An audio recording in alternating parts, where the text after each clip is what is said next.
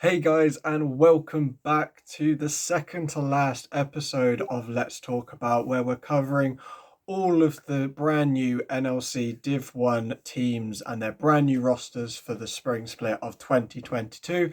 We are almost at the end of this series. We've only got two teams left to cover, and in today's video, we are talking about BTXL, who are back competing once again in the NLC after struggling last summer, finishing their summer split with a disappointing 5th to 6th placing.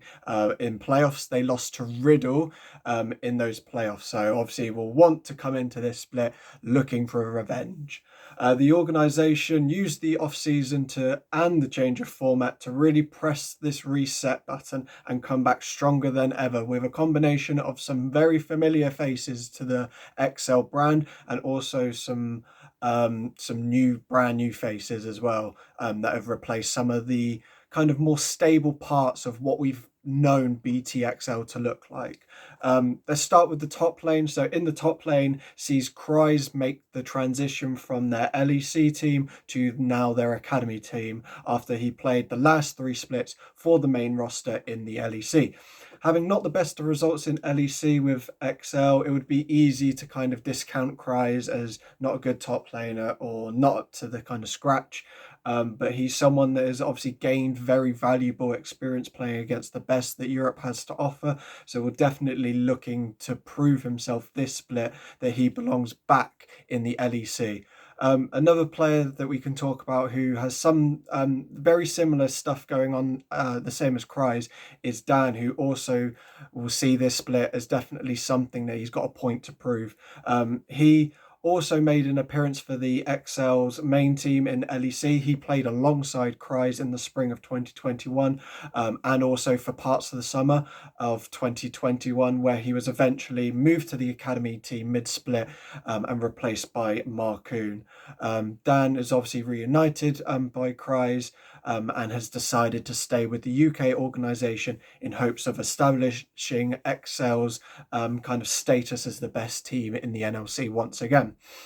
Um, One of the main, I guess, talking points about BTXL from the off season is that BTXL lost one of their standout players over the last two splits in hat tricks.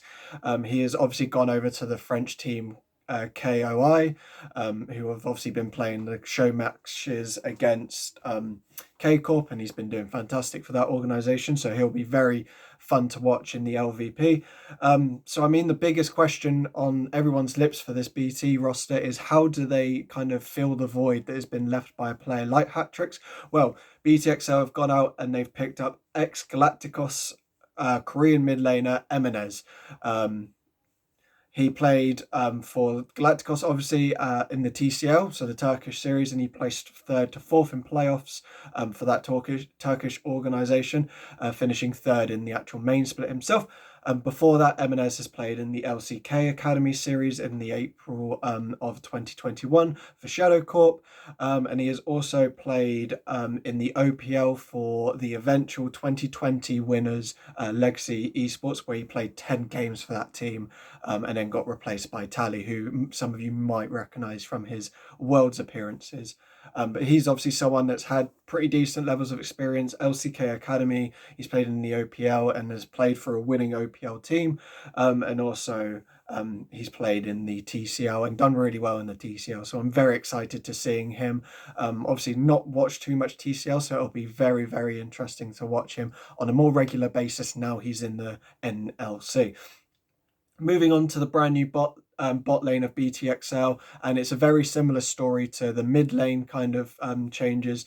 BTXL are now sadly without long-term AD carry Deadly, who has been with the organization for as long as I've known the kind of organization to be known as BTXL, and even before that when they were called something else, and I can't really remember it. So again, another massive hole within the kind of what's been known as BTXL for a very long time. Again, how have they kind of replaced this hole that Deadly has left? Well, they filled it with a Polish bot lane. So we'll start off with their AD carry, Zemyuluk. He partners up with Kikis in the support role.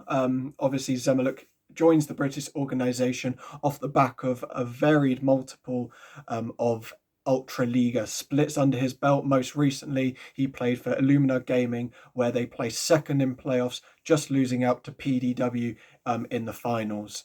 He then went on to represent that organisation in EU Masters, where the team finished 9th to 12th. Kikis, on the other hand, is a name that a lot of you, or a couple of you, might recognise from the old EU LCS days that we had before we now have the LEC. He played on the Vitality roster in 2018, so that's where you might know him from, where the team finished third in playoffs and then went on to make a Worlds appearance in the summer, placing 9th to 12th at Worlds. But this was obviously as a jungler. If you don't recognize him from his time being a jungler, you might recognize the player from his time being a top laner for Fnatic or G2 back in 2016. Well, this split, he's got a bit of a different challenge on his hand. He is playing in more of a supportive role rather than being a jungler or a top laner. He comes into this team playing in the support role. So it'll be very interesting to see how a player like Kikis can use all his experience and all his knowledge that he's gathered by playing with some of the top names over the last kind of couple years that the LEC has had to kind of bring it into this new role and also work it with this sort of roster. Can he help them kind of develop a play style? Will he be kind of able to facilitate his ADC? Will he be roaming around the map, helping everyone out? It'll be very interesting to see how he kind of develops over the years, over this year maybe, and see kind of how this kind of new role suits for him. But last but not least, I did want to touch on the coaching staff of BTXL because very, very similar, and I keep on saying it, the same with the mid lane and AD carry. BTXL are without Swifter as head coach. He's been with the organisation since the spring of 2020, before the NLC was even formed, and BTXL were competing in the UKLC. Obviously, that's another big kind of hole to fill. So obviously, BTXL have gone out and appointed ex-SNG head coach Torok. He moves away from SNG after joining them in the summer of 2020, and he's been a massive key figure in the success of SNG and has built and obviously what he's built for that organisation. They didn't have the best of starts, but he's stuck with that organisation, and especially if we're talking about last summer, they were a fantastic team to watch, and that's partly due to Torok and his coaching. So it's going to be a very, very exciting split for BTXL, and I can't wait to see what Torok does with this roster, as he very much deserves this opportunity, and he's going to turn this team and this team of very individual players into a team that's going to be very, very exciting to watch, and hopefully he's definitely the type of person that can put BTXL back onto this kind of spot where they belong at the top of the NLC. So we'll see how they do with that over the course of the kind of split. Let me know whether you think BTXL will be the team to beat for this upcoming split, or whether you think one of the other rosters will kind of step up as the new kings of the Nordic scene. So let me know what you think in the comments below. But thank you very much. We've got one more team to cover, and that will come out before the start of the NLC games tomorrow, and that will be my coverage on the organisation that I have just recently joined, X7. I'll try and make it as unbiased as possible, but it's not going to be an easy one, but it's going to be a very exciting one to talk about. So hopefully I'll see you for that one, but thank you all for the support, and I'll see you tomorrow.